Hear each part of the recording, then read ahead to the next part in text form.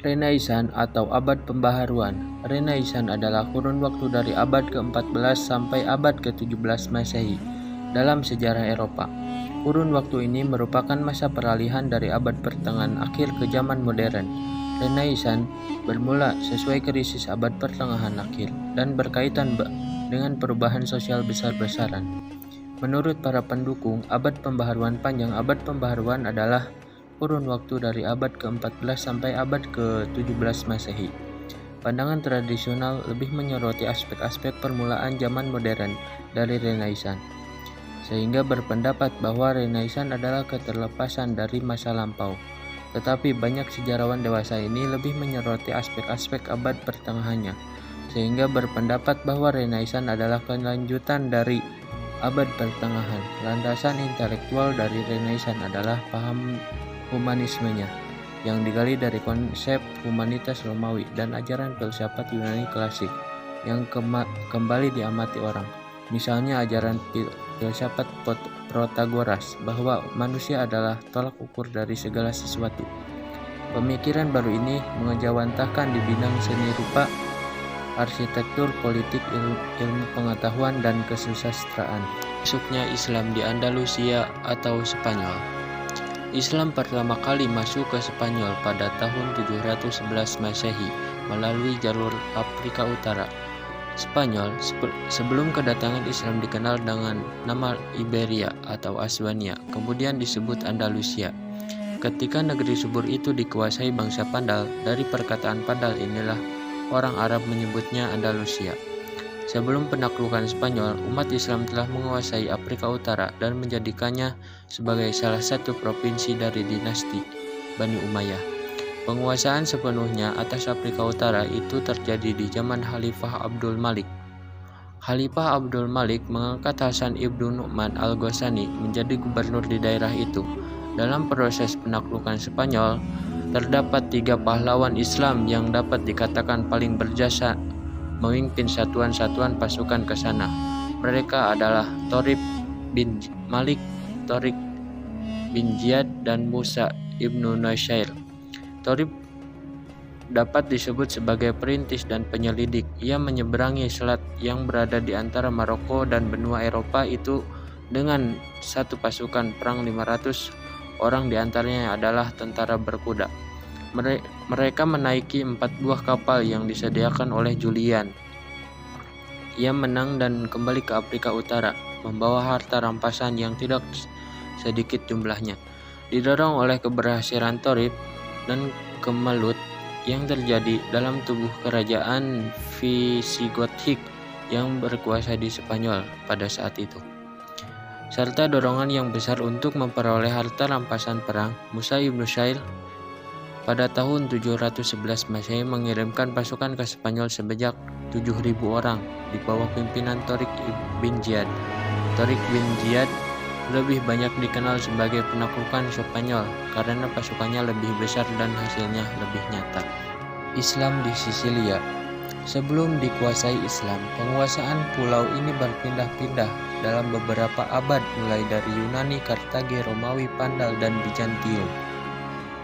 Kemudian dikuasai oleh kaum muslimin pada masa ekspedisi Islam di zaman Umar bin Khattab.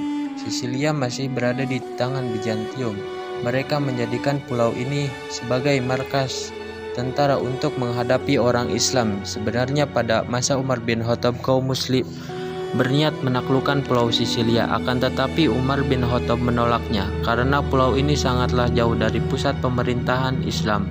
Medan ke sana sangat sulit ditempuh dan daerah-daerah yang baru dikuasai harus dibenahi. Niat kaum muslimin memasuki pulau ini baru terlaksana pada tahun 662. Pada masa Utsman bin Affan, usaha penaklukan sudah mulai dilakukan oleh gubernur di Damaskus, yakni Muawiyah bin Abu Sufyan, khalifah pertama Bani Umayyah. Pada tahun 652 Masehi, atas perintah Muawiyah dikirimkan pasukan dengan pimpinan pasukan Muawiyah bin Hudaiz. Sekalipun gagal, ia telah berhasil merampas harta kekayaan perang di Bizantium. Serangan kedua dilakukan pada tahun 667 Masehi setelah Muawiyah menjadi khalifah. Pada zaman Abdul Malik juga dilakukan serangan. Selanjutnya pada zaman Al-Walid bin Abdul Malik, gubernur Afrika Utara, Musa bin Nusayr setelah menguasai Andalusia juga menyerang Sisilia di bawah pimpinan anaknya Abdullah. Pada tahun 830 Masehi, Asbaq bin Wakil, seorang barbar Andalus, menundukkan Palermo dan sejak itu Palermo menjadi ibu kota pemerintahan Islam di Sisilia. Dengan wali pertamanya, Abu Fil Muhammad bin Abdullah, penaklukan terus dilanjuti oleh Ibrahim bin Abdullah yang berhasil menguasai Parteralia, Eulin Tindano, dan wilayah Pal di Mazzaro. Fadil bin Jafar menguasai Messina, Rokuso dan Latina pada tahun 902 Masehi. Seluruhnya Sisilia dikuasai oleh kaum muslimin di bawah pimpinan Bani Al-Qab yang setelah menghabiskan waktu dari tahun 827 hingga 902 Masehi. Kemudian berdirilah pemerintahan di bawah dinasti Bani Aqlab, Fatimiyah dan Normandia. Setelah melalui masa-masa jaya, kekuasaan Islam di Sisilia nampak lemah, mundur dan berakhir dengan kejatuhannya. Mundur kekuasaan tersebut antara lain disebabkan karena situasi politik umat Islam yang sangat dapat dipengaruhi sehingga terjadi perpecahan internal. Terjadi persaingan dan pertentangan antara dinasti-dinasti, tenggelamnya sebagian penguasaan Islam dan dalam kehidupan mewah, sehingga lupa pada tugas utamanya untuk mengurus negara. Terjadinya hubungan khusus antara penguasa Islam tertentu dengan penguasa Kristen untuk menjatuhkan saingannya sesama Muslim dan menguatkannya kembali kerajaan-kerajaan Kristen Eropa yang didukung oleh seruan dan semangat perang salib, khususnya perang salib angkatan kedua dan ketiga. Kehancuran Islam di Sisilia bermula atas pergantian kekuasaan dari dinasti Aqlabiyah ke dinasti Fatimiyah, sehingga pusat pemerintahan dinasti Fatimiyah pindah ke daerah Mesir pada tahun 972 Masehi. Dengan demikian, kontrol pemerintahan menjadi lemah. Dalam lembaga pemerintahan, dalam diam-diam menjadi warisan menurut garis Al-Hasan Ali Al-Qalbi, warisan Gubernur Al-Qalbi yang berlangsung sampai pada tahun 1040, memberi tanda hilangnya pengaruh dan kekuatan Muslim di Sisilia. Dengan kejatuhan Al-Qalbi menyebabkan timbulnya perang saudara antara Muslim Sisilia dengan Muslim Afrika.